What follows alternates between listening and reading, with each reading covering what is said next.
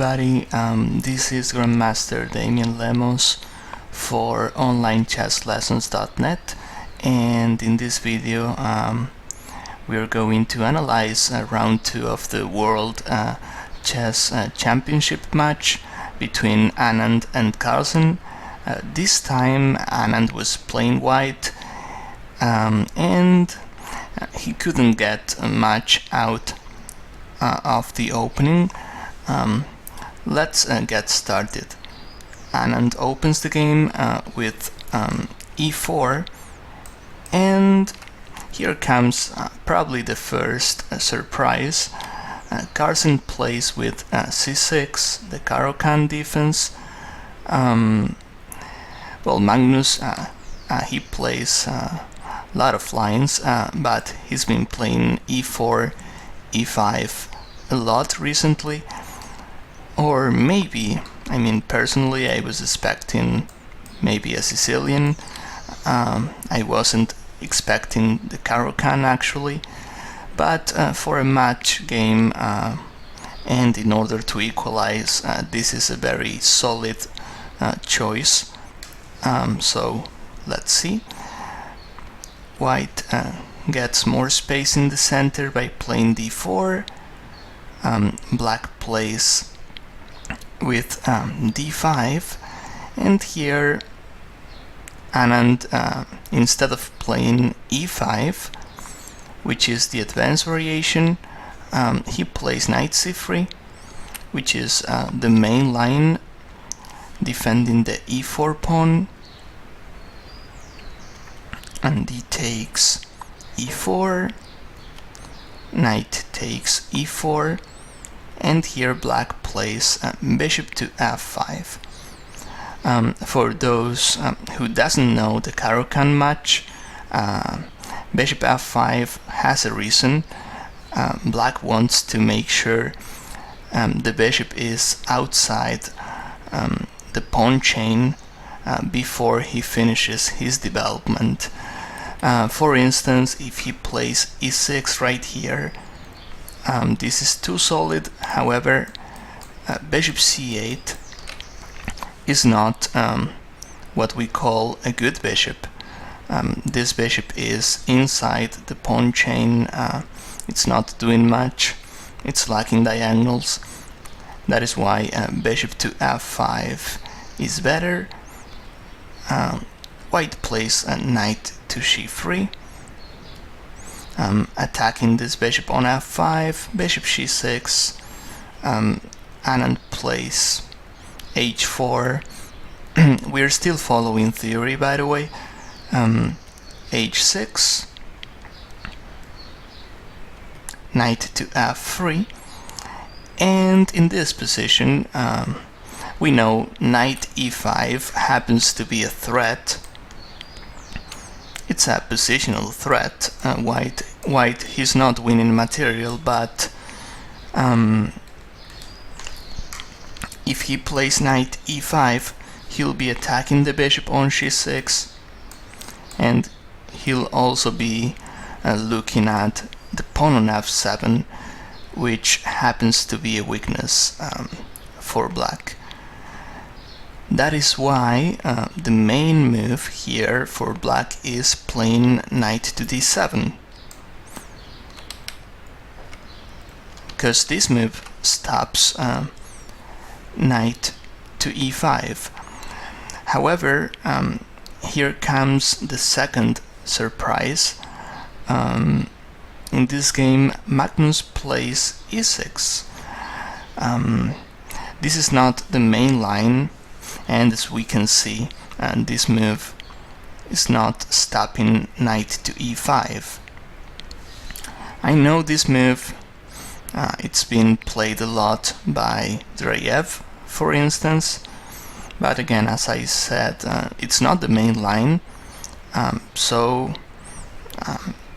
we'll see. I think Anand wasn't expecting this. That's what I mean. White plays knight to e5, as we said, attacking the bishop and also attacking the f7 pawn, and here comes the simple bishop to d3. if white tries punishing black with queen h5, and black, he can simply play queen c7, I guess, defending this, and then he'll play knight f6, winning a tempo, attacking the queen, and we'll have to go back with the queen on h5. Bishop d3 looks better. We can see the d4 pawn is hanging. However, black can't take it, because after queen takes, we have the simple knight takes f7, and white is winning.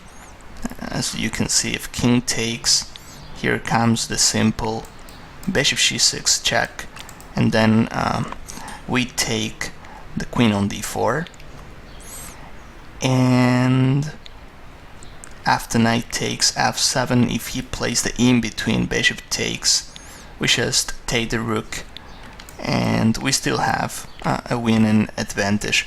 So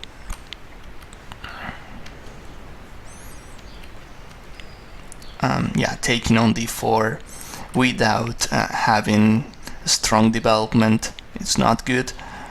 Magnus takes on d3, queen takes, and knight d7. Despite losing some tempos in the opening, black still has a solid position, and he's trying to trade pieces off. However, Anand builds up a strong center here with f4, and I like it. As we can see, white already has good space on the king side, so if black castles there, he's going to have some chances. I mean, he can try doing a pawn storm or something like that on the king side. I mean, I prefer white. He's got more space. Maybe it's not a big advantage, but space it's always good to have. Magnus plays bishop b4 check. Well, what I like about this move is if white plays c3, well, this was the game, by the way, and bishop e7. After this maneuver, bishop b4, bishop e7, white has most of his pawns on dark squares. This makes bishop c1 a bad bishop, because this bishop is crashing into the pawn structure and it's lacking good diagonals. As we can see, black has the best bishop here. I mean, bishop e7 has good diagonals.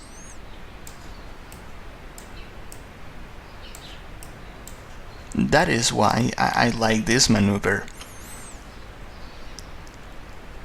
Bishop to d2, trying to castle on the queen side. Knight to f6. White castles, black castles too. So far, natural moves from both sides, and knight to e4.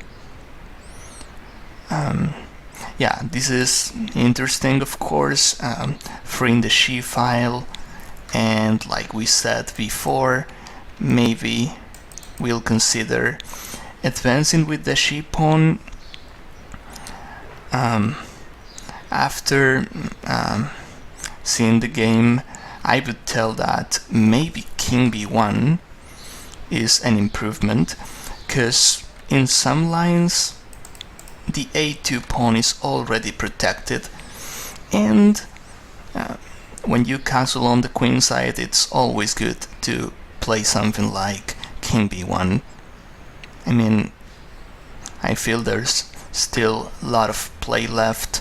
Knight e4.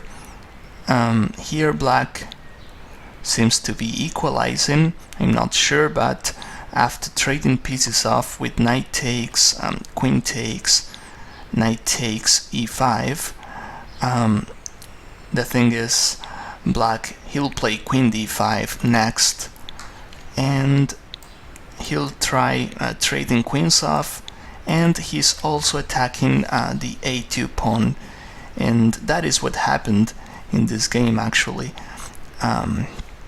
Anand takes on e5 with the f pawn, and then queen d5, attacking the queen on e4 and also attacking the a2 pawn. Now white has a tough decision. If he trades queens off, he'll have a little advantage because he's got more space, but yeah, I don't think it's going to be enough. And queen c4, it's probably the alternative. If white plays this, we still have queens on, and of course with queens on board there's still a lot of play left. I guess king h7 it's a move. I would play king b1, defending the a2 pawn, and well, black, he'll have some attack as well. White should have some tricks on the king side. It's unclear, of course, but as I said, I think if white wants to fight for the advantage, he should have played king b1 maybe before this, or queen c4 in this position. And after queen takes, c takes, well, here we'll see white gets some space on the king side, but the problem is black doesn't have many weaknesses. I mean, maybe f7 it's a bit weak, maybe c7 it's a bit weak, but is this enough? I'm not sure. White tries attacking this way, but Magnus keeps on getting space on the queen side. Rook f1, rook c8, simple and natural moves by black. And here we'll see a repetition with rook c3. White wants to take on h6, but king h7, rook f3, king c8.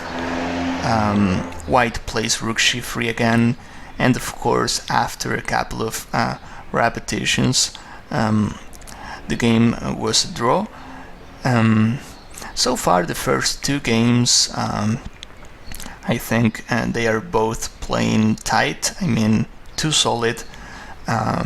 It's not bad actually. I mean, this is the start of the match, and well, they are not taking too many risks yet. However, I guess we'll see more during the next games. But here, for instance, Anand chose to repeat positions again. Maybe there's still some game left. I mean, I think it's definitely an equal position, but I mean, we can play on for a while. Anyway, as I said, I think it's already equal. Repeating positions, it's okay. But white didn't get much out of the opening in this game. So, well, I hope you enjoyed this one, and I'll see you guys in future rounds. Thank you.